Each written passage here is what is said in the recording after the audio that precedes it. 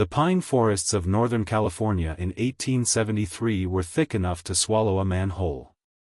The trees stood like cathedral pillars, their crowns stitched together by fog and crows. In that green hush lived Jonah Pike, a lumberjack by trade and by temperament, broad-shouldered, quiet as falling ash, and alone in a way that had nothing to do with distance and everything to do with loss. Jonah's cabin sat a mile from the logging camp, perched above a creek that ran cold even in summer. He'd built it with his own hands after the war, cutting timber by day and hammering nails by lamplight. Folks in camp said he was a good man and a poor talker. They said he could drop a redwood with 3 swings if he wanted to, and that he never drank more than 1 whiskey at the end of a week. They also said he had buried his mother with his own shovel when the fever came through and took her, and that after that, Jonah Pike had grown quieter still. On a Saturday in late October, Jonah rode into Bristle Ridge for supplies. The town was little more than a wide dirt street and a handful of buildings that leaned as if tired. A handbill had been tacked to the saloon door, curling at the corners, "Auction today. Seized goods." Someone had scrawled an arrow and the word barn. Jonah would have passed it by, but the sound of voices, sharp and mean, carried down the street. Curiosity, that old traitor, tugged him toward the livery barn behind the sheriff's office. Inside, the air was rank with hay and sweat. A dozen men stood in a loose ring. On a raised plank near the wall, the auctioneer cleared his throat. Beside him stood a figure small enough to be swallowed by the crowd, a woman with a burlap sack tied over her head. Her hands were bound, but not cruelly. Someone had tried, at least, to keep it neat. Jonah stopped cold. He wasn't naive. He knew what happened on the edges of the world, in places where law was thin as a spider's web. He knew of debts paid with bodies and of goods seized from men who never came back to claim them. Still, something in his chest tightened like a knot pulled too fast. "Quiet now," the auctioneer called. "We'll start low. $2. There were laughs. Someone spat. No one bid. "Come on," the auctioneer said, uneasy. "She's able-bodied. Worked the camps. Can cook." A voice called, "Lift the sack." The woman flinched, just once. Jonah felt heat rise in his neck. He didn't know why. He didn't know her. He didn't know what he'd do if he bought her. He only knew he couldn't stand there and let the thing continue as if it were nothing. $2, he said, and the words surprised him with how steady they sounded. The room stilled. Heads turned. The auctioneer blinked. "Sold," he said quickly, relief plain as rain. The gavel struck the plank. A deputy stepped forward and cut the rope at the woman's wrists. Jonah handed over $2 silver, the weight of them heavier than coin. He didn't touch her. He didn't lift the sack. He simply nodded toward the door. Outside, the cold hit them both.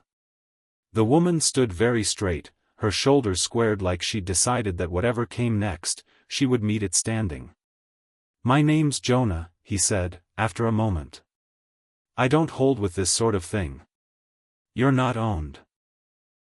You're free to go where you like." She reached up and untied the sack herself. Her hair fell out in a dark wave, and her face, when it was revealed, was neither frightened nor bold, but watchful. She had the kind of eyes that had learned to measure men quickly and accurately. "Thank you," she said. Her voice was clear.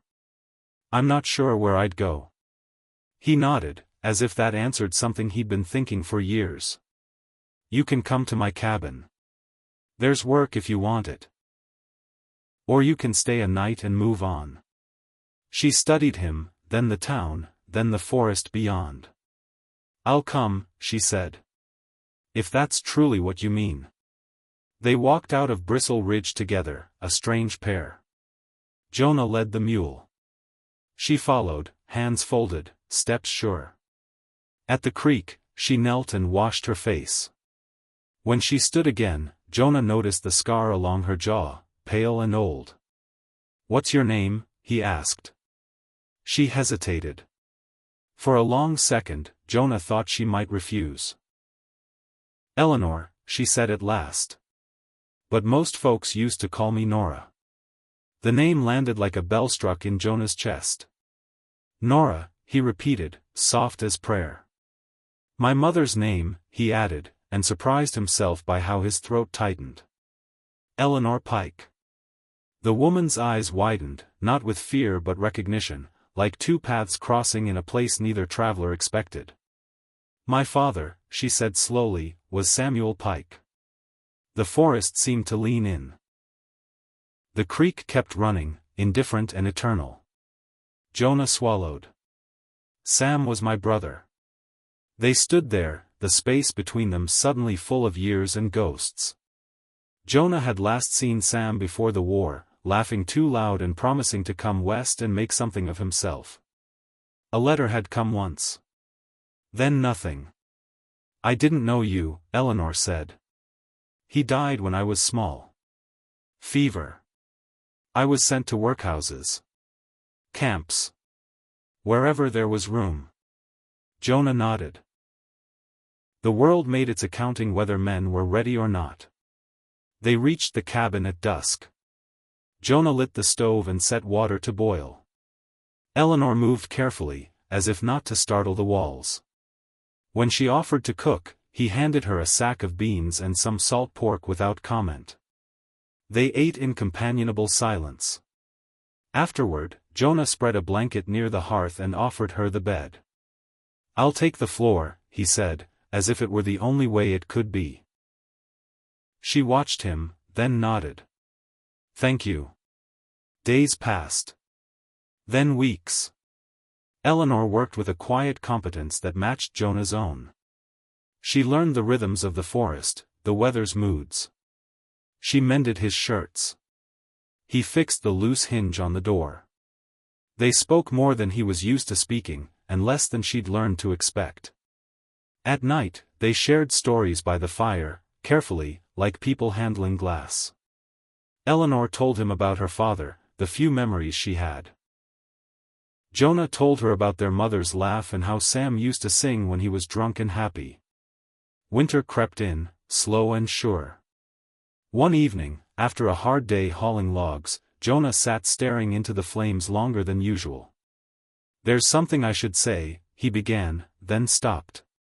Words were trees he wasn't used to felling. Eleanor waited. "I won't pretend I bought you for noble reasons," he said at last. "I did it because it felt wrong not to. But I won't ask anything of you. Ever." She looked at him, really looked. "I know," she said. "That's why I stayed." Spring came early that year. Snowmelt swelled the creek. Flowers stitched color into the edges of the forest. One afternoon, Eleanor returned from town with a folded paper. She set it on the table between them. "It's from the county," she said. "They're making questions about me." "About that day?" Jonah's jaw set.